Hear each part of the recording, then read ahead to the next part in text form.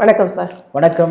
விஜய்ன்னு பார்த்தோம்னா இந்த 2026 தேர்தலில் வந்து ஒரு பெரிய தாக்கத்தையே உண்டு பண்ணிட்டாரு. ஆனா அவருக்கு முன்னாடி நம்ம திரும்ப அவங்கள பத்தி பேசிடுவோம். திடீர்னு நள்ளிரவுல வந்து திரும்ப அவர்கள் வந்து எஸ் பாலாஜி அவங்களுக்கும் ஆளுஷ் ஷானவாஸ் அவங்களுக்கும் பொறுப்பு வழங்கியிருக்காரு. எப்படி பாக்குறீங்க நடுஜாமத்துல இந்த இது பண்ணியிருக்கிறது? அவருடைய கணக்குப்படி முகநூல்ல பாக்குறோம் அப்படின்னா 1 மணி அவருடைய பதிவுல இருக்கக்கூடிய 1 மணி பதிவு. பட் முன்னாடியே சில பேர்லாம் போட ஆரம்பிச்சுட்டாங்க. 1 மணிக்கு போட்டிருக்காரு. நள்ளிரவில் வந்த பொறுப்புன்ற மாதிரி நம்ம பார்க்கணும். என்னன்னா வந்து விசிகாவுடைய அந்த பொருளாளர் அப்படின்ற பதவி பார்த்தீங்கன்னா ஒரு இஸ்லாமியர் இப்ப இருக்கக்கூடிய கிடையாது, இறந்துட்டார். அவரு ஒரு இஸ்லாமியருக்கு தான் வந்து கொடுத்துருந்தாரு. ஆனால் திரும்ப அவர் இறந்தே கிட்டத்தட்ட என்னுடைய நினைவு சரியா இருக்கும் அப்படின்னா வந்து ஒரு 5 வருஷத்துக்கு மேலே, எனக்கு தெரிஞ்ச 5 வருஷத்துக்கு மேலே இருக்கலாம், கூடுதலாகவும் இருக்கலாம், கூடுதலாக குறைவா இருக்காது.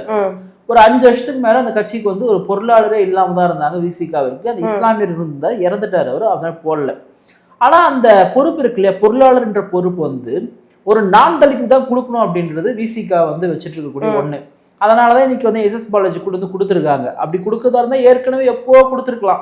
ரெண்டாவது எஸ் பாலாஜி மட்டுமே தான் வந்து நான் தலித் கிடையாது. இப்போ எனக்கு தெரிஞ்ச நிறைய பேர் இருக்காங்க விசிகாவில் முக்கியமான பொறுப்பு இருக்கக்கூடியவங்க. அண்ணன் திருமாவுடைய நெருக்கமா இருக்கக்கூடியவங்களே பார்த்தீங்கன்னா நிறைய பேர்லாம் வந்து இருக்கிறாங்க. இப்போ அண்ணன் எஸ் பாலாஜி ஏற்கனவே துணை பொதுச் செயலாளர். துணை பொதுச் செயலாளர் அப்படின்றது வந்து ஒன்றும் குறைவான பொறுப்புலாம் கிடையாது. இன்னைக்கும் திமுகவில் பார்த்தீங்கன்னா அண்ணன் ஆராசா, கனிமொழி அவர்கள் இவங்க எல்லாருமே பார்த்தீங்கன்னா துணை பொதுச் செயலாளர் தான். ஒரு பவர்ஃபுல்லான பொசிஷன் தான் அது. வந்து மெயின் பாடியில் இருக்கக்கூடிய ஒன்று தான். விசிகாவில் ஒரு 10 பேர் இருப்பாங்க துணை பொதுச் செயலாளர். இந்த முதன்மை செயலாளர் பார்த்தீங்கன்னா ஏற்கனவே சில பேர்லாம் இருந்தாங்க. இப்போ அண்மையில் இறந்து போன ஐயா பாவரசு கூட பார்த்தீங்கன்னா ஒரு முதன்மை செயலாளராக வந்து இருந்தார். ஒரு ஒஞ்சை அரசன் அவருமே முதன்மை செயலாளராக வந்து இருந்தவங்க தான். அதனால முதன்மை செயலாளர் வந்து கட்சியினுடைய மூத்த முன்னோடிகளுக்கு அண்ணன் திரும்ப வந்து அந்த முதன்மை செயலாளர் அப்படின்ற பொறுப்பு வந்து கொடுத்துருந்தாங்க. அங்கே முதன்மை செயலாளர், அப்புறம் வந்து மாநில அமைப்பு செயலாளர், அப்புறம் வந்து துணை பொதுச் செயலாளர், இது எல்லாமே கிட்டத்தட்ட ஒரே மாதிரி தான். அங்கே என்னன்னா வந்து எந்த முடிவாக தான் நான் திரும்ப தான் எனக்கு தெரிஞ்சு விசிகாவில் வந்து இப்போ 2 பொதுச் செயலாளர் இருக்காங்க இல்லையா. ஒருத்தர் அண்ணன் சிந்தனை செல்வன், இன்னொருத்தர் வந்து பார்த்தீங்கன்னா ரவிக்குமார் அவர்கள், 2 பேர் வந்து இருக்கிறாங்க. சரி, இந்த 2 பேருக்குமே பார்த்தீங்கன்னா ஒரு பவர் செக்டாரா விசிகாக்குள்ள இருக்காங்களா, ஐ மீன் தொண்டர்கள் கிட்ட இருக்காங்க கேட்டால் அப்படி கிடையாது. அங்கே எல்லாமே திரும்ப அண்ணன் தான். அவர் தான் வந்து மெயின். அவர் மட்டுமே தான். இப்போ நீங்கள் திமுகவில் பார்த்தீங்கன்னா கிட்டத்தட்ட ராஜீவ் காந்தி கூட பார்த்தீங்கன்னா ஒரு குறிப்பிட்ட செக்டார் வந்து வேலை செய்வாங்க. மாணவர் அணிக்காக, மகளிர் அணிக்காக, அது இதுன்னு சொல்லிட்டு ஒரு சின்ன ஒரு குட்டி பவர் செக்டாராக இருப்பாங்க. ஆனால் விசிகாவில் அப்படி கிடையாது. எதுவாக இருந்தாலும் நான் திரும்ப மட்டும்தான் அங்கே அப்படி சொல்லிட்டு இருந்துச்சு. சரி, இப்போ ஏன் போட்டாங்க அப்படின்னு ஒன்று இருக்கு இல்லையா. 2 பேருமே இப்போ வந்து எம்எல்ஏ கிடையாது. எம்எல்ஏவுக்கான அந்த வாய்ப்பு வந்து கொடுக்கல அவங்களுக்கு. அதனால வந்து இதை சமாதானப்படுத்த முயற்சியா இல்லை வந்து இப்போ ஏன் கொடுத்தாரு அது எதுவுமே நமக்கு வந்து யூகிக்க முடியல. ஏன்னா இப்போ எஸ் பாலாஜி வந்து அன்னைக்கு இப்போ பேட்டி கொடுக்கும்போது கூட வந்து என்ன சொல்றாங்கன்னா, நான் வந்து தலைவர் கொடுத்தாதான் எங்களுக்கு வந்து எம்எல்ஏன்ற அந்த அதுக்கான பதவியோ அதுக்கான வாய்ப்போ தலைவர் கொடுக்குறதா. ஆனால் நாங்கள் தலைவர் கூட தான் இருப்போம், கட்சிக்காகலாம் போக மாட்டோம், கட்சியை விட்டு போக மாட்டோம் அப்படின்றத வந்து அண்ணன் எஸ் பாலாஜி சொல்லியிருந்தாரு. ஸோ அப்போ எஸ் பாலாஜி பார்த்தீங்கன்னா அண்ணன் திருமாவிற்கு ஒரு விசுவாசமான ஒரு நபரை தான் வெளியே வந்து காட்டிக்கிறாரு. அவர் அப்படிதான் பேசுறாரு. இப்போ அதே தான் வந்து ஷானவாஸ் அவர்கள் என்ன சொல்லியிருந்தாரு, தலைவர் கொடுத்தா நாங்கள் வாங்கிக்க போகிறோம், இல்லைன்னா நாங்கள் எங்கே போக போகிறோம் சொல்லிட்டு கிட்டத்தட்ட சில இடங்களுக்கு மட்டும் அவர் போனார்னு நினைக்கிறேன். சுற்றுப்பயணம் சில இடங்களுக்கு போனார்னு நினைக்கிறேன். சரியான அதை பார்க்கல நான். சில இடங்களுக்கு வந்து போனார் தான் அப்படின்னு நினைக்கிறேன் நான். இப்போ இவருக்கு வந்து இந்த ஐ மீன் அந்த முதன்மை செயலாளர்ன்ற பொறுப்பு வந்து கொடுத்துருக்காரு. 2 பேருமே ஒரு நான் தலித் தான் வந்து கொடுத்துருக்காரு. ஒரு நான் தலித்துகளுக்கு வந்து இந்த முதன்மை செயலாளர்ன்ற பொறுப்பை வந்து நான் திரும்ப கொடுக்குறாரான்னு கேட்டால் எனக்கு தெரியல. இதுதான் முதல் முறைன்னு நினைக்கிறேன். இந்த பொருளாளர்ன்ற பொறுப்பை வந்து அவங்க ஒரு நான் தலித் தான் கொடுத்துருந்தாங்க. இது கிட்டத்தட்ட ஒரு சமாதானப்படுத்துற மாதிரி இருக்குதோன்ற மாதிரி நான் எனக்கு தோணுது. நீங்க சமாதானப்படுத்துற மாதிரின்னு சொல்றீங்க. ஆனா இதே இடத்துல தானே பனையூர் பாபுன்னு ஒருத்தவங்க எம்எல்ஏவா இருந்தாங்க, அவங்க இந்த வட்டம் கொடுக்கல. அப்ப அவரை மட்டும் ஏன் அது நியாயம். இப்போ உங்க கேள்வி நியாயமானது. பனையூர் பாபு அவர்கள் பார்த்தீங்கன்னா ஒரு கட்சிக்காக நிறைய பொருளாதார உதவி செய்யக்கூடிய ஒரு நபர் தான். நிறைய தலைவருக்காகவும் பண்ணியிருக்காரு, நான் கட்சிக்காகவும் நிறையவே பண்ணியிருக்காரு. அப்போ வந்து பார்க்குறவங்க என்ன நினைப்பாங்கன்னா, அப்போ வந்து அவர் வந்து ஓரங்கட்டப்பட்டாரா அப்படின்னு ஒரு கேள்வி வருது இல்லையா. ஏன்னா பனையூர் பாபு பார்த்தீங்கன்னா கட்சியினுடைய அந்த ஊடகம் சார்ந்த துறையில தான், ஊடகம் தான் நினைக்கிறோம், ஊடகம் சார்ந்த துறையினுடைய செயலாளராக இருக்காரு. அவர் துணை பொதுச் செயலாளர் கிடையாது. நல்லா தெரியும் எனக்கு. பனையூர் பாபுன்னு துணை பொதுச் செயலாளர் கிடையாது. அப்போ நீங்க அவருக்கு அந்த பொறுப்பு கொடுத்துருக்கலாம். ஒருவேளை கொடுப்பாரான்னு தெரியல. இப்போ வந்து எஸ் பாலாஜி அவர்களையும் ஷானவாஸ் அவர்களையும் வந்து வேற பொறுப்புகளுக்கு போட்டதுனால இப்போ பனையூர் பாபுரனை வந்து துணை பொதுச் செயலாளர் பொறுப்புக்கும் போடலாம். எனக்கு தெரியல அதை பத்தி. பட் அவருக்கு ஒரு வருத்தம் இருக்கும்ல, நமக்கு வந்து கொடுக்கலையே சொல்லி. ஏன்னா அவர் கட்சிக்காக பொருளாதார ரீதியாக நிறைய உதவி பண்ணியிருக்காரு சொல்லிட்டு நான் வந்து கேள்விப்பட்டிருக்கேன். ரெண்டாவது இப்போ எனக்கு பர்சனலாக தெரியும், செய்யூர் தொகுதியில் இருக்கக்கூடிய நிறைய நண்பர்கள் வந்து என்னோட பர்சனல் நண்பர்கள், அவங்க ரொம்ப க்ளோஸான நண்பர்கள் இருக்காங்க எனக்கு. நம்ம அவங்க கிட்ட கேட்கும்போது என்ன சொன்னாங்கன்னா, செய்யூர்ல வந்து செய்யூர் தொகுதி இருக்கு இல்லையா, அந்த தொகுதியில எப்பொழுதுமே பாத்தீங்கன்னா மாசத்துக்கு ஒரு முறையாவது வந்து பாத்தீங்கன்னா ஒவ்வொரு பகுதியும் போயிடுவாரு. ஒரு ஊர் இருக்கு செய்யூர்ல, ஒரு செய்யூர் தொகுதிக்கு உட்பட ஒரு ஊர் இருக்குன்னா அங்கேயே மாசத்துக்கு ஒரு முறை வந்து பன்னீர் பாபு வந்து போயிடுவாரு. எப்பவுமே தொகுதியில சுத்திட்டு இருப்பாரு, ஒரு தொகுதிக்கு வருவாரு. அவரை வந்து நாங்க எப்பவுமே பார்ப்போம் அப்படின்ற ஒரு இடத்துல பாத்தீங்கன்னா மக்களுக்கு நம்ம ஓட்டு போட நம்மளோட வருவாங்க அப்படி ஒரு நம்பகத்தன்மை வந்து இருந்துச்சு. இப்ப செய்யூர்ல வந்து இதே அண்ணன் பன்னீர் பாபுக்கு கொடுத்திருந்தா அவர் டெஃபினட்டா வெற்றி பெற்றிருக்கலாம். ஆனா வந்து சிந்தனை எனக்கு வந்து திரும்ப வந்து மாத்தி கொடுத்தாரு. ஸோ நான் அங்க கேட்டவருக்கு என்ன சொல்றாங்கன்னா, பன்னீர் பாபு அவர்களுக்கு கொடுத்திருந்தா டெஃபினட்டா ஜெயிச்சிருப்பாரு. ஏன்னா ஒரு தொகுதி நல்ல பேர் இருக்குது, எந்த ஃபங்க்ஷன் கூப்பிட்டாலும் வந்துருவாரு அவரு. அப்ப இப்ப சிந்தனை அவங்களுக்கு வந்து வாய்ப்பு இல்லைன்னு சொல்ல வரீங்களா? அங்க ஃபுல்லா வந்து விசிலுக்கு விழுந்திருக்கு. நான் கேள்விப்பட்ட வரைக்கும் பாத்தீங்கன்னா, எனக்கு தெரியல, ரிசல்ட் தான் தெரியும், பெரும்பாலும் விசிலுக்கு விழுந்திருக்கு. அதான் சொல்றேன், எனக்கு செய்யூர் தொகுதியில் இருக்கக்கூடியவங்க பல்வேறு ஊருக்குள்ள ரொம்ப நெருங்கிய நண்பர்கள். அவங்க யார் யாருக்கு ஓட்டு போட்டிருக்காங்க, யார் யாருக்கு வந்து அந்த ஓட்டு வந்து அது வந்து அந்த போலிங்ல வந்து யாருக்கு போயிருக்கு அப்படின்னு நம்ம ஓரளவுக்கு யூகிக்க முடியும். அந்த அடிப்படையில செய்யூர் டவுட்ல தானே இருக்குது. உங்களுக்கு கன்ஃபார்மா விசிக வின் பண்ணும் அப்படின்ற மாதிரி இல்லையே. அங்க என்ன கேட்டா அதுதான் சொல்றேன், இப்போ இவருக்கே கொடுத்திருந்தால் வின் பண்ணிருப்பாங்க. அதுக்காக கொடுத்தவங்களுக்கே வாய்ப்பு கொடுக்க நம்ம சொல்லக்கூடாது, அது அவங்க விருப்பம். ரெண்டாவது கொடுத்தவங்களுக்கே வாய்ப்பு தரணுன்றது எனக்கு உடன்பாடும் கிடையாது. விசிகால பல பேர் வந்து இருக்கிறாங்க, அதில் திரும்ப வந்து மாற்றி வந்து கொடுத்துருக்காங்க. ஸோ இப்போ வெளியே பார்க்கணும்னா தெரியும், நீ எம்எல்ஏ சீட்டு தரல அப்போ வந்து அவங்க வந்து வேற கட்சி, ஐ மீன் திமுகவுக்கு வந்து போயிடுவாங்களோ அப்படின்ற மாதிரிலாம் பல பேர் எழுதிட்டு இருக்காங்க. அதனால கொடுத்தாங்க. ஏன்னா தொடர்ந்து வந்து அவர் எம்எல்ஏ சீட் கொடுக்கல அப்படிங்கிறதுனால இவங்க 2 பேரும் மேல விமர்சனம் அதிகமாவே வந்துச்சு.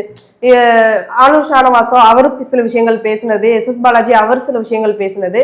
இவர் பனையூர் பாபு வந்து எந்த விஷயத்திலுமே அவர் எதிர்த்து குரல் கொடுக்காமே இருந்தாரு. இப்ப அமைதியா இருந்தனாலதான் அவர் மொத்தமா ஓரங்கட்டப்பட்டாரா அப்படிங்கிற மாதிரி ஒரு பேச்சும் போகுது இல்ல. யார் ஓரங்கட்டப்பட்டாரு? பனையூர் பாபு. பனையூர் பாபு வந்து பேசாம இருக்கிறது நல்லது தானம்மா. நான் என்ன சொல்றேன், இப்போ ஷானவாஸ் அவர்களும் எஸ் பாலாஜி பேசுனதுனாலதான் இவங்களுக்கு போஸ்டிங் கொடுத்திருக்காங்க, அவங்க பேசாததுனால அவங்களை அப்படியே ஓரங்கட்டிட்டாங்களா? இப்போ என்ன பொறுத்த வரைக்கும் இவங்க 2 பேரை விட அவர் தான் ரொம்ப கட்சிக்கும் தலைவருக்கு விசுவாசமா இருக்காங்க. அப்படிதான் நான் பாப்பேன். இப்போ அவர் வந்து பொறுப்பு தரல, ஆனால் திரும்ப வந்து போட்டியிடுவதற்கான வாய்ப்பு தரல. இப்போ அவர் கட்சி விட்டு போயிட்டாரு இல்லையா? அப்ப அந்த கட்சிக்காக நேர்மையா இருக்காரு இல்லையா? அப்ப அந்த கட்சிக்காக தலைவருக்காக நேர்மையா இருக்கவங்களுக்கு அதுக்கான அங்கீகாரத்தை திரும்ப கொடுப்பார் நான் நினைக்கிறேன். அது தெரியல. இது இன்னொரு விஷயம் ஒன்று இருக்கு. இப்போ இதை நிறைய பேர் பரவாயில்ல இப்போ ஃபேஸ்புக்கில் வந்து எழுதிட்டு இருந்தாங்க, நான் பார்த்தேன். என்னன்னா வந்து அரக்கோணத்தில் வந்து எழில் கரோலின் அவங்க வந்து போட்டிடுறாங்க விசிகா சார்பில். அவங்க என்ன போட்டிருக்காங்க, ஒரு முகநூல் பதிவில் என்ன போட்டிருக்காங்கன்னா, எனக்கு அரக்கோணத்தில் போட்டியிட வாய்ப்பளித்த தமிழ்நாட்டில் முதலமைச்சர் திரு ஸ்டாலின் அவர்களுக்கும் அண்ணன் திரும்ப அவர்களுக்கு நன்றி. ஸ்டாலின் எப்படி வாய்ப்பு கொடுத்தாரு எனக்கு புரியல. எனக்கு ஈவன் அவங்க மேலே எனக்கு ஒரு பெரிய ஒரு மதிப்பு உண்டு தான். ஏன்னா அவங்க அப்பா வந்து தலித் ஏழுமலை முன்னாள் மத்திய அமைச்சராக இருந்த ஒருவர், தலித் சமுதாய மக்களுக்காக ரொம்ப குரல் கொடுத்த ஒரு நபர். அப்போது அவங்க குடும்பத்துல ஒருத்தர் சீட்டு கொடுக்குறாருன்னா நம்ம அதை வந்து கேள்வி எழுப்பலை. ஆனால் அவங்க இந்த மாதிரி பதிவு போட்டிருக்கிறதுமே பார்த்தீங்கன்னா ஒரு பெருசாக ஒரு விவாதம் வந்து ஏற்பட்டிருக்கு. என்ன இவங்க இன்னும் எம்எல்ஏவே ஆகலை, நீங்கள் இன்னும் ரிசல்ட்டே வரலை, அது என்ன ஆகும்னு சொல்லிட்டு தெரியல. அதுக்குள்ள நீங்க வாய்ப்பு கொடுத்த ஸ்டாலின் அவர்களுக்கு நன்றினா எனக்கு புரியல. ஸ்டாலின் எப்படி வாய்ப்பு கொடுப்பாரு? விசிகாக்கு எப்படி ஸ்டாலின் வாய்ப்பு கொடுக்க முடியும்? கொடுக்க முடியாது. திரும்ப தானே வாய்ப்பு கொடுக்க முடியும். அப்ப இதையுமே எழுதும்போது நமக்கு என்ன தெரியுதுன்னா, என்னடா இப்பவே இப்படி எழுத ஆரம்பிச்சிட்டாங்களே, அப்ப நாளைக்கு வந்து ஜெயிச்சுட்டா என்ன ஆகும்? ஒரு இவங்க இப்போ 4 எம்எல்ஏ இருந்தாங்க இல்லையா, இவங்க 4 பேர் மேல என்ன குற்றச்சாட்டு வச்சாங்க, என்ன விமர்சனம் வச்சாங்கன்னா வந்து இவங்க திருமாவை விட ஸ்டாலின் ரொம்ப விசுவாசமா இருக்காங்க, திமுக ரொம்ப விசுவாசமா இருக்காங்க விமர்சனத்தை வச்சாங்க. அது உண்மையா பொய்யா அப்படின்றது அவங்க செயல்பாடுகள் அறியும், மக்களுக்கு வந்து அறியும். அப்ப இவங்க ஆகாரத்துக்கு முன்னாடியே வந்து இந்த மாதிரி பண்றாங்க அப்படின்னா அது ஒரு பெரிய விமர்சனத்தை நாம எழுப்பல. விசிகா சார்ந்த பலரே வந்து இவங்க இப்படி போட்டிருக்க கூடாது, தப்பு இது அப்படின்னு சொல்லிட்டு எழுதிட்டு இருக்காங்க. இப்போ இந்த எலெக்ஷன்ல வந்து 85% வாங்கியிருக்கோம். அதுக்கு வந்து முக்கிய காரணம் விஜய் அப்படின்னு ஒரு பேச்சு போய்கிட்டு இருக்கு. ஆனா சில பேர் என்ன சொல்றாங்கன்னா, விஜய்ல இதுக்கு காரணம் இல்லப்பா அப்படின்னு சொல்லிக்கிட்டு இருக்காங்க. அது நீங்க எப்படி பாக்குறீங்க? விஜய் வந்து இதுக்கு காரணம் இல்லை என்று சொல்லக்கூடியவர்கள் விஜய் அவர்களுக்கு விழுந்திருக்கக்கூடிய அந்த பெரும்பாலான வாக்கை ஏற்றுக்கொள்வதற்கு மனமில்லாதவர்கள். அதுதான் நான் பார்க்குறேன். இப்போ எஸ்ஐஆர் ஒரு காரணம், விஜய் ஒரு காரணம். நீங்க எனக்கு என்ன ஒரு கேள்வினா, ஓட் வந்து இன்க்ரீஸ் ஆகுது இல்லையா, ரைட், ஓகே. ஏன் வந்து போன முறை வந்து நீங்க கம்பேரிட்லி 2011, 16, 21 மூணுத்துலயுமே பார்த்தீங்கன்னா சரிசமமாக இன்க்ரீஸ் ஆகிட்டே போயிட்டு இருக்கானா? இல்லை, நடுவில் குறைஞ்சு அப்புறம் ஏறி குறைஞ்சு ஏறி இருக்கு. ஏன் இவ்வளோ விழுக்காடு வந்துச்சு? நான் இன்னொன்று சொல்கிறேன், இப்போ எஸ்ஐஆர் வந்து ஒரு காரணம் நீங்கள் சொல்லுங்களேன், சொன்னால் கூட எஸ்ஐஆர்லேருந்து அத்தனை லட்சம் வாக்குகள் எடுக்கப்பட்டுன்னு சொல்கிறாங்கல்ல, அந்த எடுக்கப்பட்ட வாக்குகள்லாம் வந்து இரட்டை வாக்கு, இறந்தவங்களுடைய வாக்கு, ஊர் மாறி போன வாக்கு, இவங்களுடைய வாக்கு. அப்போ உண்மையான வாக்காளர்லேருந்து தானே இன்க்ரீஸ் ஆகி ஓட்டு போட்டிருக்காங்க. அப்போ இந்த ஓட்டு போட்டிருக்கக்கூடியதை இன்க்ரீஸ்னு வந்து ஒத்துக்கிறதுல உங்களுக்கு என்ன தடுக்குது, எது தடுக்குது? ஒன்னே ஒன்று, விஜய் மீது இருக்கக்கூடிய ஒவ்வாமை. விஜயால் தான் ஒட்டுமொத்த மாற்றம்லாம் சொல்ல வரல, சரிங்களா? விஜய் ஒரு மெயின் ஃபேக்டர், எஸ்ஐஆர் ஒரு மெயின். இப்போ மேற்கு வங்கத்தில் வந்து இதை விட அதிகமான ஓட்டு வந்து போலிங் ஆயிருக்குன்னு சொல்றாங்க. ஆமா, உண்மைதான். ஆனா அங்க முதல் கட்டம் தான் நடந்திருக்கு, இன்னும் இரண்டாம் கட்டம் நடக்க வேண்டியது இருக்கு. அப்ப இது ரெண்டுத்தையும் நீங்க கம்பேர் பண்ணி தான் தமிழ்நாடா இல்ல வந்து வெஸ்ட் பெங்காலா நீங்க பார்க்க முடியும், சரிங்களா? இது ஒண்ணு. சரி, இப்ப விஜய் வந்து தாக்கத்தை ஏற்படுத்தவே இல்லைன்னு சொல்றதை எப்படி நீங்க வந்து ஏற்பீங்க? விஜய் உடைய தாக்கம் ரொம்ப பெருசா இருக்கு, நீங்க கணிக்கவே முடியாத அளவுக்கு விஜயோடைய தாக்கம் ரொம்ப பெருசா இருக்கு. விஜயுடைய அரசியல்ல 1008 முரண்பாடு நானே பேசியிருக்கேன், நீங்க அறிவீங்க, வீடியோ பார்க்கக்கூடிய அத்தனை பேர் அறிவாங்க. ஆனா ஒரு தாக்கம் இருக்கிறத நான் இல்லவே இல்லை, விஜய் ஒண்ணுமே இல்லை, விஜய் 2%, விஜய் 3%, இப்படி எல்லாம் சொல்ல முடியாது. ஏன்னு கேட்டா நான் இதை கண் கூட பாக்குறேன். ஐ மீன் இத்தனை பர்சன்டேஜ் வந்துச்சு நான் சொல்ல வரல, பெரிய பர்சன்டேஜ் வந்து வரப்போகுது தான் நான் சொல்றேன். அது வந்து உங்களுக்கு விஜயகாந்த் வாங்க முடியாது, கமலஹாசன் வாங்க முடியாது, முதல் தேர்தலிலேயே அண்ணன் சீமான் அவர்கள் வாங்க முடியாது. இது போன்ற பல பேரை இவர் பீட் பண்ண போறாரு, அதை கண் கூட நீங்க பார்க்க போறீங்க. இவர் ஆட்சி பிடிப்பார் நான் சொல்லல, இப்போ 26ல விஜய் தான் ஆட்சிக்கு வருவார் நான் சொல்லல, அது மே 4ஆம் தேதி உங்களுக்கு சொல்லுவாங்க. ஆனா ஓட்டு இன்க்ரீஸ் ஆச்ச வந்து நீங்க ஏன் ஒத்துக்க மாட்டீங்க? என்ன தடுக்குது? விஜயால ஓட்டு வந்து இன்க்ரீஸ் ஆயிருக்கு ஒத்துக்கிறது உங்களுக்கு என்ன தடுக்குது? விஜய்க்காக பல லட்சம் பேர் வந்து ஓட்டு போட்டிருக்காங்கன்னு சொல்றது உங்களுக்கு என்ன தடுக்குது?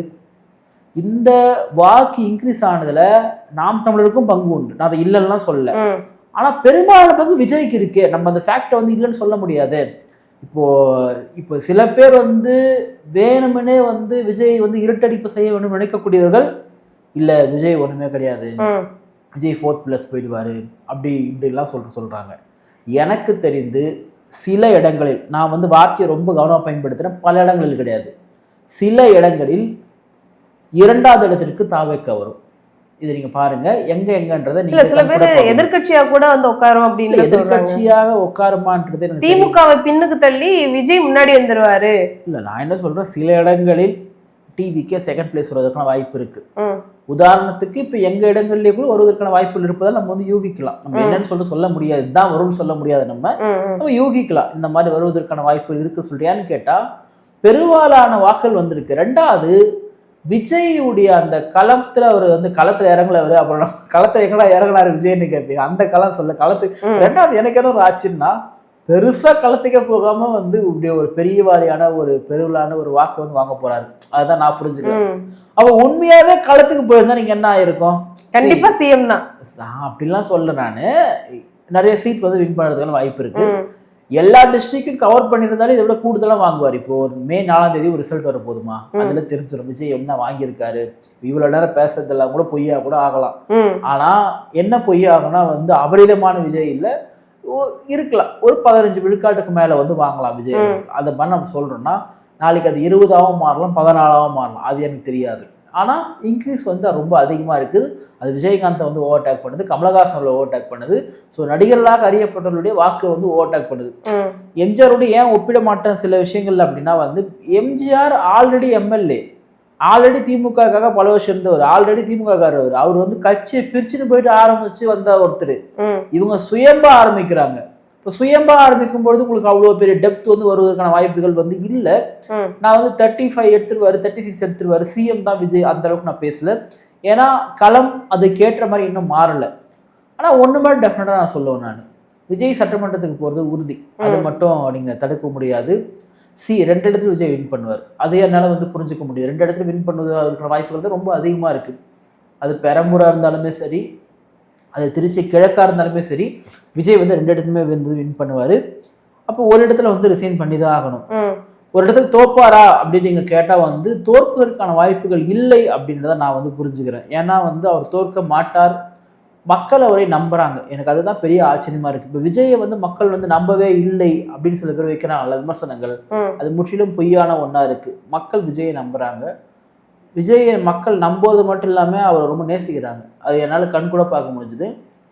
நிறைய பெண்களுடைய வாக்குகளை விஜய் பக்கம் வந்து திருப்பி இருக்காருன்றதை புரிஞ்சுக்க முடியுது. வாக்குச்சாவடிக்கே போகாத பல பேரும் வாக்குச்சாவடிக்கு போயிருக்காங்க. இது வந்து நாம் தமிழர் கட்சி நடந்துச்சு, இவருக்கு மட்டும் நடந்துச்சுன்னு சொல்ல. நாம் தமிழர் கட்சிக்குமே வந்து வாக்குச்சாவடிக்கே போகாதவர்கள் வந்து போனாங்க. பட் விஜயுடைய அந்த தாக்கம்ன்றது ரொம்ப பெருசா இருக்கு. அதை நீங்க வந்து யூகிக்க முடியல. விஜயுடைய எல்லை இவ்வளவுதான் சொல்லி யூகிக்க முடியல. நீங்க சென்னையில இருந்து கன்னியாகுமரி வரைக்கும் பரவலான வாக்கு வங்கி வாங்கின ஒரு நபரா வந்து விஜய் வந்து இருக்கிறாரு. வாக்குகள் வைத்திருக்கக்கூடிய ஒரு நபரா வந்து இருக்காரு. வாங்கினாருன்னு நம்ம சொல்ல முடியாது, அது வாங்கினாரா இல்லையான்றது தெரியும், நமக்கு பரவலா வந்து தெரியுது. இப்போ உங்களுக்கு பொதுவாக இப்போ நீங்கள் விசிகா பற்றி நம்ம பேசணும். விசிகாவுடைய வாக்குகளை விஜய் வாங்கி விட்டார் அப்படின்னு சொல்லிட்டு பல பத்திரிகையாளர்கள் பல நேரங்களில் வந்து பேசியிருக்காங்க. பட் அதை வந்து நான் ஃபஸ்ட் நம்பல. அது எப்படி வாங்க முடியும்? என்னடா திருமணம் எவ்வளோ ஒழிச்சிருக்காரு, இந்த சமுதாயத்துக்காக எவ்வளோ கஷ்டப்பட்டு வந்திருக்காரு. திருமணம் இப்போ விஜயை வந்து ஹீரோ மாதிரி பார்க்குறாங்க இல்லையா, இதை விட ரொம்ப உக்கிரமா விசிகாவை சார்ந்தவர்கள் என்னை திரும்பவே ஹீரோ மாதிரி பார்க்கக்கூடியவங்க இன்னி வரைக்கும், சரிங்களா? அதில் எனக்கு மாற்று கருத்துலாம் கிடையாது. ஒரு ஹீரோவில் இத்தனைக்கும் பார்த்தீங்கன்னா சில பேர் அவருக்கு ஒரு கடவுள் மாதிரி பார்க்குறாங்க. அந்த அளவுக்கு வந்து பெரிய தாக்கத்தை நான் திரும்ப ஏற்படுத்தியிருக்காரு. நிதர்சனத்தை சொல்கிறேன் என்னன்னு சொல்லிட்டு. ஆனால் இன்னைக்கு இந்த விஜயுடைய வருகைக்கு பிறகாக விசிகாவிற்கு வாக்களித்த பலருடைய இளைஞர்களுமே பார்த்தீங்கன்னா தாவேகா பக்கம் ஒரு ரூட் எடுத்திருக்காங்கன்றதை புரிஞ்சுக்க முடியுது. நான் எல்லாரும் போயிட்டாங்கன்னா சொல்ல, விசிகாவோட ஒட்டுமொத்த வாக்கும் விஜய் வாங்கிட்டாரெல்லாம் சொல்ல வரல.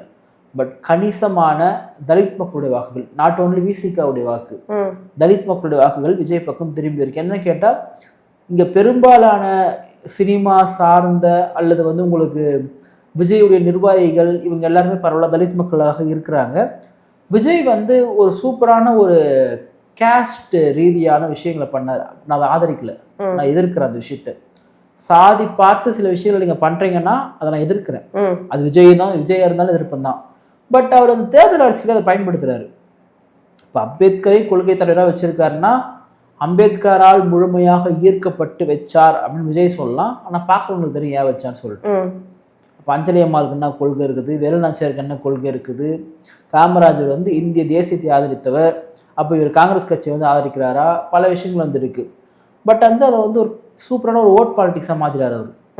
ஏன்னா அவர் திமுகவினுடைய 2.0 போல தானே வந்து திராவிடத்தினுடைய 2.0 திமுகவை தான் ஒழிக்கிறதுக்காக வந்திருக்காரு தீய சக்தி சொல்லிட்டு அவர்.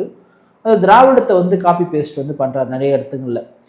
இது எதுக்காக நான் சொல்கிறேன் அப்படின்னா வந்து பல இடங்களில் வந்து உங்களுக்கு தலித் மக்களுக்கான பிரதிநிதித்துவத்தை சில இடங்களில் கொடுத்துருக்காரு. உதாரணத்துக்கு அந்த கட்சியினுடைய தலைமை நிலை செயலாளர் அவர் ஒரு பட்டியல் சமுதாய சார்ந்தவர். அவர் என்ன பேசி கூட நான் பார்த்து கிடையாது, ஆனால் அவருமே வேட்பாளராக இருக்காரு தான். இந்த மாதிரி சில இடங்களுக்கு வந்து இந்த திமுக வந்து எப்படி வந்து ஒரே ஒரு ஆராசாக்கு வந்து கொடுத்துட்டாங்க, தலித்து கொடுத்து சொல்லிட்டு பெருமை தெரிகிறாங்களோ அந்த மாதிரி இவருமே சில விஷயங்கள் வந்து பண்ணியிருக்காரு. இது அவருக்கு பயன்பட்டுருக்கு. டிவிகேக்கு இந்த கேஸ்ட் ரீதியாக அவர் பண்ண சில விஷயங்கள் வந்து பயன்பட்டுருக்கு. ஆனால் விஜயுடைய கட்சியை வந்து ஒரு ஜாதிக்கான கட்சியை யாரும் பார்க்கல. இப்போ விஜய் வந்து ஒரு ஜோசப் விஜய் சொல்லிட்டு அவரை பிரகடனப்படுத்துகிறாங்க. அவருமே வந்து முட்டி போட்டுன்னு போகிறார் சர்ச்சில்.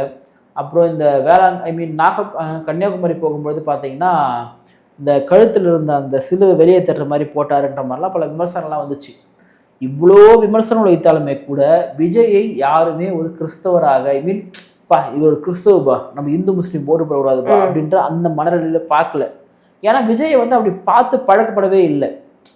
அவர் சில இடங்களில் ஜோசப் விஜய்ன்னு சொல்லலாம், இவங்க சில இது போடலாம். பட் அவருக்கு வந்து அவர் சார்ந்த மதமே கூட பார்த்தீங்கன்னா அது ப்ளஸ்ஸாக தான் அமையுது. என்ன ப்ளஸ்ஸாக அமையுதுன்னா வந்து கிறிஸ்தவர்களுடைய வாக்கு விஜய்க்கு வருது. கிறிஸ்தவ மதத்தினுடைய மத போதகர்கள் திமுகவோட விலை போயிட்டாங்க. அதெல்லாம் விலை போய் ஏதாவது வாங்கிக்கிறீங்கன்னு வந்து அந்த சர்ச்சில் வந்து எல்லாரும் நம்ம வந்து மதச்சார்பை முற்போக்கு தான் ஓட்டு போடணும், திமுக தான் ஓட்டு போடணும், பாஜக வந்துடும் அப்படி சொல்லிட்டு ஒரு பிரச்சாரம் பண்ணுறாங்க. அதை நம்பி ஓட்டு போடக்கூடிய ஆட்கள் இருக்காங்க. ஆனால் பெருவாரான கிறிஸ்தவர்கள் இருக்காங்களா, கிறிஸ்தவ மக்கள், இந்த மக்கள் விஜய் ஓட்டு போடுறாங்க. ஏன்னு கேட்டால் நம்ம கிறிஸ்தவர் விஜய் நம்ம ஒரு ஓட்டு போடணும்னு சொல்லிட்டு ஓட்டு போடுறாங்க. அப்போது அவரை கிறிஸ்தவர் என்று நீங்கள் அம்பலப்படுத்துவது விஜய்க்கு ப்ளஸ் ஆகுது. இஸ்லாமிய கிறிஸ்தவர்களுக்கு பார்த்தீங்கன்னா அப்படி அவரை பார்க்க மாட்டுறாங்க. ஏன்னு கேட்டால் விஜய் நம்ம அப்படி பார்த்து பழக்கப்படவே இல்லையே. நம்ம அவரை வந்து ஒரு மத சாயத்தோடு போடுவதற்கு. ரெண்டாவது இப்போ விஜய் வந்து நின்று இருக்கக்கூடிய திருச்சி கிழக்கு தொகுதி பெருவாரியாக அவர் சார்ந்த சமுதாய மக்கள் இருக்கக்கூடிய ஒரு பகுதி தான். அது எல்லாருக்குமே தெரியும். ஆனாலுமே வந்து அது நெகட்டிவாகவே ஆகலையே. விஜய் எது பண்ணாலும் ஒரு நெகட்டிவ் ஆக மாட்டேது. இதுதான் அவருக்கு இருக்கக்கூடிய அந்த என்ன சொல்லுவாங்களே ரொம்ப ராசியான ஆள் பண்ணுற மாதிரி. ராசியால நம்பிக்கை கிடையாது, அதை சும்மா சொல்கிறேன், இந்த லக்கியாக இருக்காரு அப்படின்ற மாதிரி. அவர் எது பண்ணாலுமே அவருக்கு வந்து அது நெகட்டிவாகவே போக மாட்டுது. அந்த அவர் த்ரிஷா இஷ்யூ சார்ந்து பேசக்கூடியதோ நெகட்டிவாக பெருசாக ஓட்டில் பிரதிபலிக்கல. கரூர் இன்சிடென்ட்டும் ஓட்டுல பிரதிபலிப்பு. ரெண்டாவது கரூர்ல தான் அதிகமான வந்து ஓட்டு வந்து பதிவாயிருக்கு. இந்த ஓட்டு யார் வாங்கியிருக்காங்கன்றது எனக்கே ஒரு பெரிய ஒரு டவுட்டா இருக்குது. ஏன்னா கரூர்ல பல இதெல்லாம் வந்துச்சு, பணப்பட்டுவாடா, கொலுசு பட்டுவாடா, தங்க பட்டுவாடா, அது சொல்ற எல்லாம் போயிடுச்சு.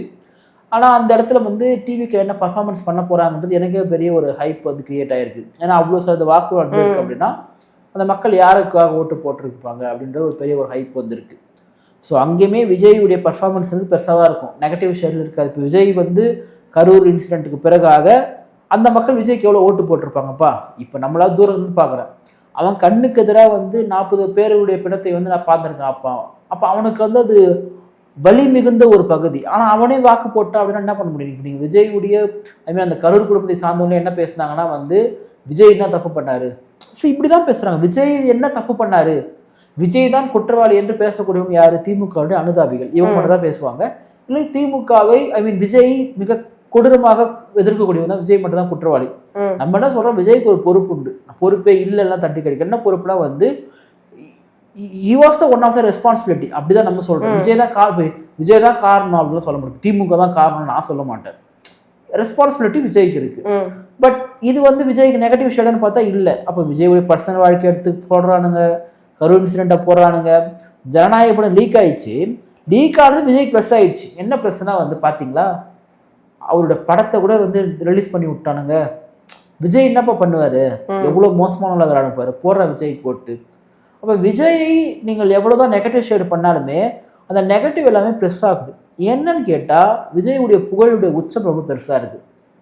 இன்னைக்கு விஜய்க்கு பிறகாக சினிமாவில் அந்த புகழ் உச்சம் யாருக்காவது இருக்கான்னு கேட்டால் இல்லை. அஜித்துக்கு இருக்கான்னு கேட்பானுங்க, அப்படிலாம் கிடையாது. அவர் ஒரு நடிகர், அது வேற. எளிய மக்கள் கிட்ட கொண்டு போய் அஜித்துடைய அந்த ஒரு சினிமா படம் சேரலை. நம்ம ஒரு குறைச்சி மதிப்பீடு நல்ல ஒரு மனிதர் தான் நம்ம பார்த்த வரைக்கும். பட் விஜய் இப்போ நீங்கள் ஏன் உங்களுக்கு எம்ஜிஆர், ரஜினி, விஜய், ஏன் கமலஹாசன் வரல, ஏன் வந்து விஜயகாந்த் வரல அப்படிலாம் கேட்கக்கூடாது. அது மக்கள்கிட்ட இருக்கு. மக்கள் இப்போ உங்களுக்கு என்னதான் திறமை இருந்தாலும், இப்போ என்ன சொல்ல, நடிகர் திலகம் வந்து சிவாஜி கணேசன் மக்கள் மனசுல யார் இடம் பிடிச்சது? அவரை இடம் பிடிச்சாரு எம்ஜிஆர் இல்லையா?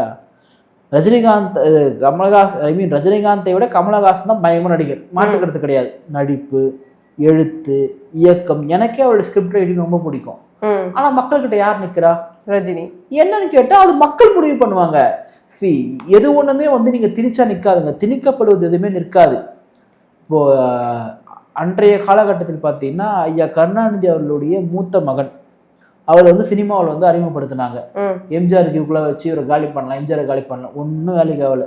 ஏன்னு கேட்டால் மக்கள் ஏற்றுக்கணும் உங்களுக்கு. இப்போ உதயநிதி அவர்கள் ப்ரொடியூசர், நடிகர், அவரே எல்லாமே. அவரால் வந்து உங்களுக்கு வந்து ஒரு சிவகார்த்திகேயன் அளவுக்காக ஜொலிக்க முடிஞ்சுதா? ஏன்னு கேட்டால் மக்கள் ஏற்றுக்கணும் உங்களை. மக்கள் ஏற்றுக்காம உங்ககிட்ட பணமே இருந்தாலும் புகழே இருந்தாலும் திணிக்கப்படுவது நிற்கப்படாது. இப்போ திமுக சில விஷயம் திணிச்சு வச்சிருக்காங்க. இந்த திணிச்சு வச்சுக்கிறத நம்ம 4ஆம் தேதி பார்த்தா அது என்ன திணிப்பு ஏற்பட்டிருக்குன்னு பார்க்கலாம். ஸோ விஜயுடைய அந்த வருகை என்பது ஒட்டுமொத்த தமிழ்நாட்டின் அரசியல் களத்தையுமே வந்து மாற்றி இருக்குது. ரெண்டாவது, விஜய் வந்து என்னன்னா வந்து இப்போ விஜய் முதலமைச்சர் நான் சொல்ல, ஆனால் முதலமைச்சராக யார் வர வேண்டும் என்பதை டிவிகேவுடைய வாக்கு முடிவு பண்ணிருக்கு. அது எப்படின்னு கேட்டா பிரிச்சு விட்டுக்கிறாங்க. இப்போ டிவிகே விஜய் வருகை வந்து மொத்தமாவே நாம் தமிழர் காலி பண்ணிருச்சுன்னு சொல்றாங்களே. மொத்தமா இருக்கிற பெர்சன்டேஜ்லயுமே இப்போ 8ல இருந்து இப்போ 2% கண்டிப்பா வந்துருவாங்க அப்படிங்கிற மாதிரி சில பத்திரிகையாளர்கள் சொல்றாங்க. நாம் தமிழர் நீங்க நினைக்கிற அளவுக்குலாம் வராது, நீங்க சொல்ற அளவுக்குலாம் வர உங்களை சொல்ல. அது நாம் தமிழரை வெறுக்கக்கூடியவர்கள். என்னன்னா வந்து சீமானுடைய வளர்ச்சி செய்ய பெரிய பத்திரிகையாளர்கள் தான் அதை சொல்லவே செய்யறாங்க. அவங்க வந்து யாருக்கு விசுவாசமாகறாங்க தெரியல எனக்கு. ஏன்னா காசு எங்கன்னா வாங்குவாங்க, பேசுவாங்க. அது எப்படி உங்களுக்கு 8ல இருந்து 2 ஒரு மனசாட்சியில அவங்களுக்கு பேசுறதுக்கு ஏதோ ஒரு விழுக்காடு கம்மியாயிடும் அப்படின்னா கூட வந்து ஏதோ ஒண்ணு வந்து எடுத்துக்கலாம். இல்ல இருக்கிற இடமே இல்லாம அடுத்த எலெக்ஷனுக்கே நிக்க மாட்டாங்க நாம் தமிழர் அப்படின்னு சொல்றாங்க. நாம் தமிழர் எப்பவுமே நிற்பாங்க. சீமான் என்கின்ற ஒரு மனிதர் இருக்கும் வரை நாம் தமிழர் என்ற கட்சியை யாரும் எதுவும் செய்ய முடியாது. அதெல்லாம் எனக்கு மாற்றுக்கிறது கிடையாது. ஆனால் அவர் சிலவற்றை மீளாய்வு செய்ய வேண்டும் என்பதை நான் ரொம்ப விரும்புகிறேன். ஏன்னா அந்த கட்சி தமிழ்நாட்டுக்கு தேவையான கட்சி. சீமான் தமிழ்நாட்டுக்கு தேவையான ஒருவர்.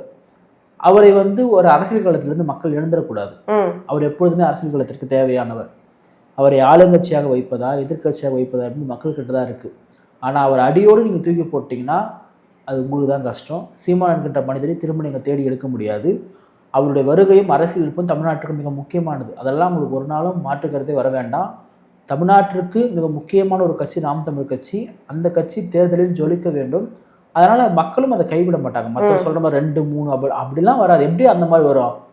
எம்பி எலெக்ஷன்ன்றது சீமானனுக்கும் சம்மந்தமே இல்லாத எலெக்ஷனு. ம். அதுலேயே 35 லட்சம் வாக்கு மேலே போட்டு அவர் அங்கீகரிக்கப்படாச்சா மாத்தனா, அப்புறம் வந்து சட்டமன்ற தேர்தலை விட்டுருவானுங்க அப்படிலாம் விட மாட்டாங்க. இது வந்து இல்ல விஜய் வருகையினால அப்படி ஆகும். விஜய் வருகையெல்லாம் விஜய் ரசிகர்கள் தான் ஓட்டு போட்டாங்களா இத்தனை வருஷமா? அப்ப விஜயுடைய வாக்கு என்பது 8 விழுக்காடு தானா அப்படி கேட்டா, அது சீமான் மீது இருக்கக்கூடிய ஒவ்வாமை, நாம் தமிழ் கட்சி மீது வந்து இருக்கக்கூடிய ஒவ்வாமை, இவங்களை ஏத்துக்க முடியாம இருக்கக்கூடியதுதான். அதனால அப்படிலாம் மாறாது. நிச்சயமா நாம் தமிழ் கட்சி ஒரு நல்ல ஸ்கோர் பண்ணுவாங்க. பட் அது பின்னடைவா ஆயிடுச்சு அப்படின்னா வந்து நான் சீமானதை மீளாய்வு பண்ணணும்ன்றது நினைக்கிறேன். ஏன்னா நாம் தமிழ் கட்சி தேவை, சீமான அரசியல்களுக்கு தேவை, அவர் மீதும் அந்த கட்சி மீதும் ஒரு அக்கறை கொண்டு இதை நம்ம சொல்றோம். ஏன்னா அதை நம்ம வேணான்னு புறந்தள்ள முடியாது. தமிழ்நாட்டுக்கு ரொம்ப முக்கியமான ஒரு கட்சி நாம் தமிழ் கட்சி.